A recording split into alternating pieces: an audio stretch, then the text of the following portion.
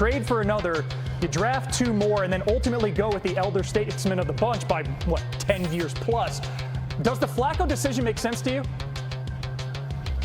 It does, but I don't think this competition is over. I understand that Joe Flacco can run the offense very well, but here's the issue. If this Cleveland Brown team gets down in a game and it's obvious past situations, you may see what happened in the 2023 playoffs when they played the Texans, when all of a sudden they're down by a couple scores, Joe Flacco takes a couple sacks, and now he's trying to get the ball out quickly. What's going to happen is if pass rushers, like when they play the Baltimore Ravens or other teams earlier in the season, get a chance to get to the quarterback and they can't move the ball as effectively because they're down in a game, Cleveland may look to go to a more mobile quarterback, and that could be both Shedeur Sanders or Dillon Gabriel. So I understand that Joe Flacco has been named the starter, but I believe that this competition is far from over.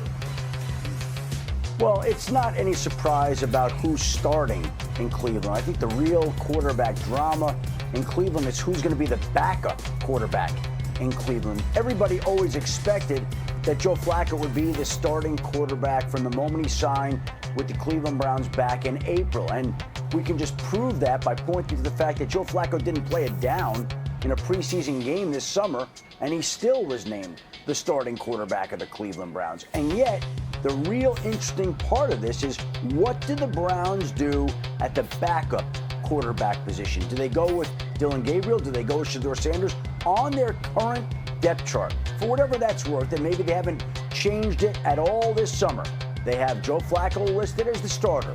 They have Kenny Pickett listed as second string. They have Dillon Gabriel listed as third string, and they have Shedeur Sanders listed as fourth string. Let's see what happens in the final preseason game, where I'm sure they'll give an opportunity to Dillon Gabriel and Shedeur Sanders to get a better idea of who might be higher on the depth chart come the start of the regular season. Mike, you heard Adam's analysis. There's intrigue and potential promise elsewhere in this depth chart. Kevin Stefanski won't name QB2. I'm going to ask you to name QB2. How should the Browns approach this? I would give each player a half. Dillon Gabriel and Shedeur Sanders, let them go compete this weekend. They both look good, but they both were hurt. So it's been an odd situation because Joe Flacco, as Adam alluded to, didn't play it down, but he was the only one of the 4 quarterbacks that wasn't hurt. I was actually really encouraged by both Dillon Gabriel and Shedeur Sanders when they were out there against the Panthers and the Eagles. Look, Dillon Gabriel had the 2 turnovers in fairness here, but I thought they were both encouraging. Let them go and compete, and let them compete every week. That's how you're going to get the best out of both of them. Yeah, Sanders was cleaner, but Gabriel had more yards per attempt, 7.9 for him as opposed to 6 even for Sanders. But these are the situations you create when you draft 2 QBs 50 picks apart. Hey, we're just getting started on NFL Live. Things are heating up in Tennessee, where rookie Cam Ward found himself in a camp scuffle. Is friendly fire a red flag? Compare that to 4.7 and 26 snaps with Anthony Richardson, though his turn was abbreviated by a dislocated finger. Head coach Shane Steichen spoke today about the choice. You guys heard me talk about the consistency, and that's really what I was looking for, and really the operation at the line of scrimmage, the checks, the protection. Daniel did a great job doing that, and I think AR has made strides in that area, but I do feel that, he still needs to continue to develop. He knows that he still needs to develop and learn in those areas, and he knows that he's one play away. Yeah, you got to respect the decision. I feel like he's a better fit for the team, better fit for the outcome of what's winning. So you just got to respect it and just keep working.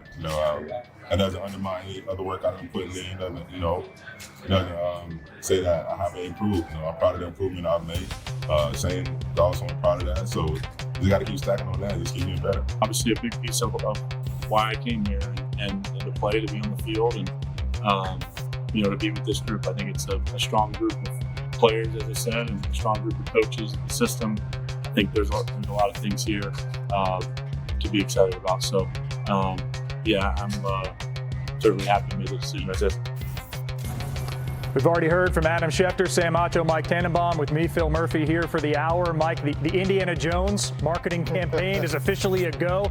You're a former GM. What's your reaction to the Colts going in this direction for Week 1? I think they made a mistake. When they drafted Anthony Richardson, Phil, they knew that he only had 13 career starts. He's only had 15 so far in the pro level. And by comparison, you look at some recent quarterbacks like Bryce Young, 27 starts, Caleb Williams, 33. Cam Ward, 57 this year. He is a work in progress. So to me, they have some nice weapons now when you think about Jonathan Taylor, Michael Pittman, drafted Tyler Warren. But to me, if you're going to draft Anthony Richardson, with all that ability, all that upside, it's not going to happen overnight. And to me, Daniel Jones, we know what he is. He's a competent quarterback, but he has struggled with turnovers. He's struggled with sacks. He's only completed one season in his career. I would go with the younger player who has much more upside.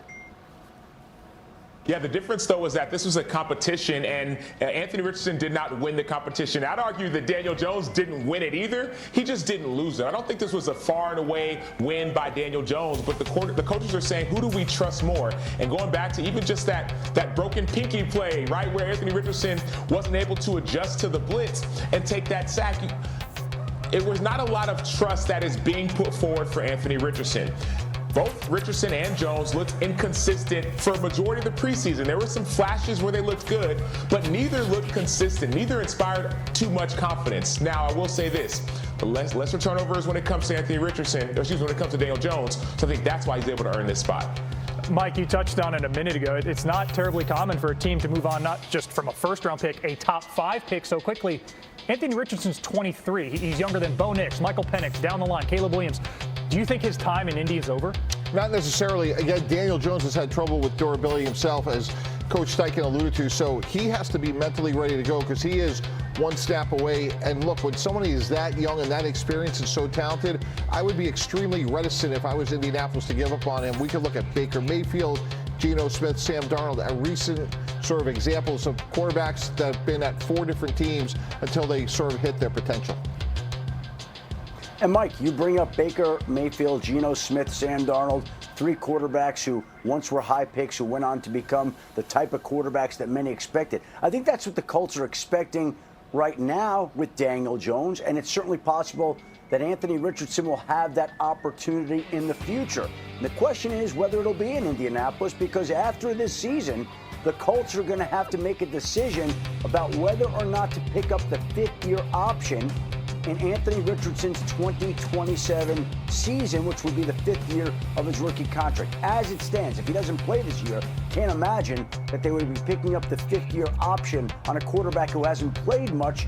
But if the circumstances change, Richardson could find a way to play himself into that, and if not, then he would have the opportunity to go somewhere else to try to become the latest version of those quarterbacks that you mentioned, Baker Mayfield, Geno Smith, and Sam Darnold. Yeah, but the best thing that Anthony Richardson can do right now is to continue to compete. I understand that Daniel Jones has been named the starter. I understand that Shane Steichen said he doesn't plan on making any changes, but Daniel Jones' play could have a change be necessary. So Anthony Richardson, from a mental standpoint, needs to continue to get the mental reps. I understand people say that you have to let him play because he's young. Well, get those reps in practice, even if it's on scout team. Stay mentally ready and don't see this situation as a defeat, because his opportunity could come a lot sooner than expected. So he needs to be ready when that other opportunity comes again. And ESPN's FPI has Week 1 against the Dolphins as a functional coin flip, and then Indy's favored, according to ESPN Analytics, in 3 of the next 5. So early litmus tests for the Colts. More QB1 news out of Cleveland. The Browns announced yesterday